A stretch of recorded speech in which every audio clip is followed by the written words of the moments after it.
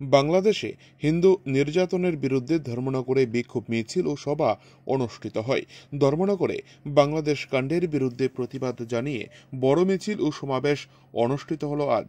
হিন্দু সংঘর্ষ সমিতির ব্যানারে এই প্রতিবাদ সভা আয়োজন করা হয়, যেখানে বাংলাদেশের হিন্দু সম্প্রদায়ের উপর নির্যাতনের বিরুদ্ধে আওয়াজ তোলা হয়। ধর্মনগরে অনুষ্ঠিত এই প্রতিবাদ সমাবেশে হাজার হাজার মানুষ অংশ নেন। বক্তারা বলেন, বাংলাদেশে সাম্প্রতিক সময়ে হিন্দু সম্প্রদায়ের ওপর অত্যাচার ও নির্যাতন বেড়ে যাওয়ায় তার তীব্র নিন্দা জানানো হয় প্রয়োজনে ঐক্যবদ্ধভাবে।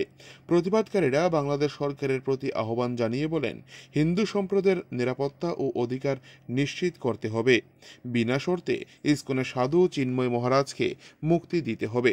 ধর্মনগরে অনুষ্ঠিত প্রতিবাদ সভায় বক্তারা বলেন, বাংলাদেশের হিন্দুদের উপর অত্যাচার বন্ধ না হলে ত্রিপুরার সনাতন ধর্মাবলম্বী বসে থাকবে না বলে এদিন হুঁশিয়ারি দেওয়া হয়।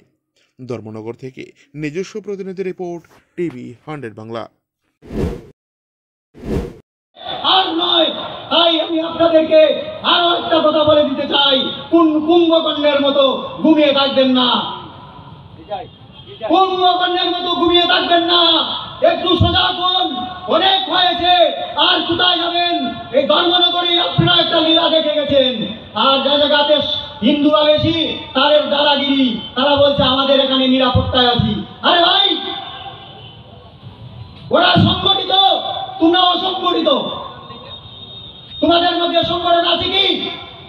একমাত্র রাষ্ট্রীয় স্বয়ংসেবক সংঘ, পরম পূজনীয় ডাক্তারজি আজকে থেকে 1925 খ্রিস্টাব্দে 99 বছর আগে মহারাষ্ট্রের নাগপুরে একটা সংগঠন তৈরি করে দিয়েছেন, যে সংগঠনটার নাম দিয়েছেন রাষ্ট্রীয় স্বয়ংসেবক সংগঠন।